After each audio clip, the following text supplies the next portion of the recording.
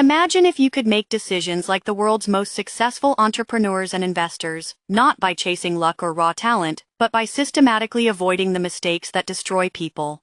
What if the real secret to success wasn't just doing the right things but relentlessly refusing to do the wrong ones? Welcome back to our series on mental models, powerful ways of thinking that shape how the best minds navigate uncertainty. Last time, we explored second-order thinking, looking beyond immediate outcomes to understand how today's decisions ripple into the future. Today, we're taking that idea one step further with a model that sharpens judgment, reduces costly errors, and quietly compounds better decisions over time. It's called inversion thinking. Most people go through life asking one simple question: how do I succeed? They focus on goals, strategies, and winning. But success rarely comes from a single brilliant move. More often, it comes from refusing to make the mistakes that quietly ruin progress. Inversion thinking flips the problem. Instead of asking how to win, you ask a more powerful question: what could make me fail? Once you clearly see how things go wrong, you can design your choices to stay far away from those paths. You don't need to predict the perfect outcome, you just need to avoid obvious traps. Charlie Munger, one of the smartest investors of all time, explained this idea simply. He said all he wanted to know was where he was most likely to fail, so he could avoid it. That mindset guided decades of smart investing and sound business decisions. It wasn't pessimism, it was clarity. There's a deep psychological reason this works so well. Humans are wired to chase rewards and underestimate risks. We imagine success vividly, while small problems quietly grow in the background. Inversion thinking forces those risks into the open early, while we still have control. It exposes blind spots before they turn into irreversible damage. This way of thinking isn't new. Ancient philosophers practiced a form of inversion called negative visualization. They would imagine losing wealth, status, or comfort, not to scare themselves, but to prepare. By mentally rehearsing failure, they reduced fear, strengthened resilience, and made better decisions under pressure. In business, companies rarely fail because they missed one genius move.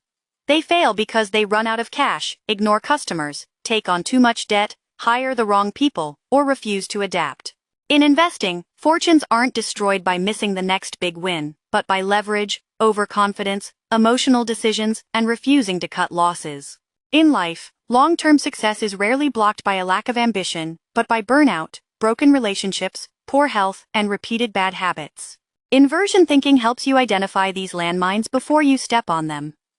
It doesn't make you flashy, it doesn't make you look clever, but it quietly protects you. It keeps you in the game long enough for effort, skill, and time to work in your favor, and that's the real power of inversion thinking. It's not about being extraordinary. It's about being consistently not foolish. Because in the long run, avoiding obvious mistakes isn't just defensive thinking, it's one of the most reliable paths to extraordinary results. Sam Altman applies inversion thinking to startups and technology by looking for risks that could compound over time. He doesn't only think about immediate failures, he asks what could create systemic problems years down the line. When funding or building companies, he considers regulatory, ethical, and societal risks, then structures the organization and strategy to mitigate them. His goal is not just to survive today, but to protect the long-term future. Let's look at inversion thinking in the real world. Jeff Bezos didn't build Amazon by obsessing over growth or short-term profits. He kept asking a different question: what could destroy customer trust? Slow deliveries, poor service, or decisions that traded long-term loyalty for quick wins? In Amazon's early days, even one of those mistakes could have ended the company. So Bezos built the business to eliminate those risks from the start. He invested in fast, reliable delivery, made customer service non-negotiable, and launched initiatives like Amazon Prime, moves that seemed expensive at the time, but quietly strengthened trust year after year. By avoiding the mistakes that kill companies, growth didn't need to be forced. It followed naturally. Steve Jobs had a simpler but no less powerful method. He constantly removed anything that could confuse or frustrate users.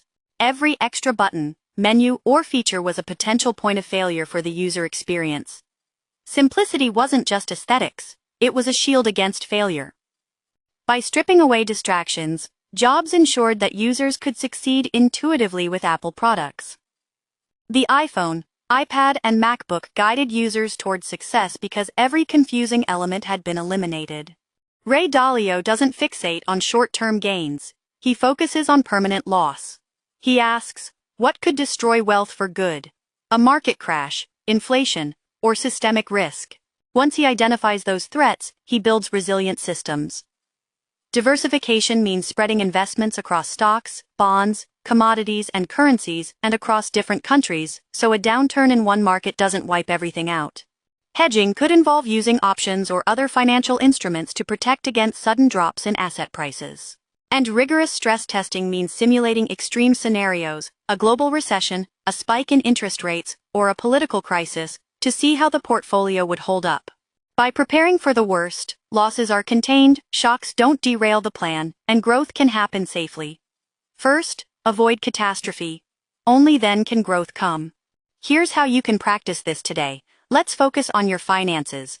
Pick one area, your savings, investments, or income streams, and ask yourself, what could completely ruin this? Write down every risk you can think of: stock market crashes, high-interest debt, job loss, unexpected expenses. Then, for each risk, design one concrete action to protect yourself. Maybe it's building an emergency fund, diversifying your investments, or taking out insurance. Start small. Start today. By avoiding the obvious financial traps, you create a foundation that keeps you safe and gives your wealth room to grow over time. Charlie Munger is deceptively simple, but incredibly effective. He doesn't chase flashy strategies or the next big win. Instead, he focuses on the obvious mistakes most people overlook. Running out of cash, taking on too much debt, ignoring basic truths about human behavior, Munger systematically avoids these pitfalls. By carefully sidestepping predictable errors, he accumulates wealth and wisdom steadily, year after year, decade after decade. Across all of these great minds, the pattern is clear. They don't just chase success. They start by identifying failure, understanding it, and removing it from the equation. When you prevent what could go wrong, success often follows naturally. Let's make this practical. Imagine you want to quit your job and start your own business. It's exciting. The freedom, the possibility, the chance to build something of your own. But here's the inversion question: how could this fail? First, money. Running out of cash is one of the fastest ways a new business dies. You could spend months building a product only to realize you don't have enough to cover living expenses or keep operations running. Second, customers. No matter how brilliant your idea is, if people don't want it, your business won't survive. You could pour all your energy into development and marketing, only to see little or no interest. Third, burnout. Starting a business is demanding. Without planning or support, your energy and motivation could collapse at the worst possible moment. Next, ask: what would the early warning signs be? For cash flow, maybe your savings are dropping faster than expected. For customers, maybe after months of marketing, there's still no traction. For burnout, maybe constant stress, sleepless nights, or a creeping sense of overwhelm appear. Finally, ask: what can I put in place to prevent failure? Build a financial buffer that covers several months of expenses. Test your business idea while still employed, validating the market before risking everything. Set clear checkpoints to reassess progress, evaluate risk, and adjust your plan before problems spiral out of control. By thinking this way, you reduce risk dramatically and increase your chances of long-term success. You're thinking backwards from the worst-case scenario, and that clarity allows you to move forward with confidence. Second-order thinking helps you see long-term effects. Inversion thinking helps you avoid long-term disasters. Together, they form a complete framework. One expands your vision, the other protects your downside. Here's a simple habit you can start today.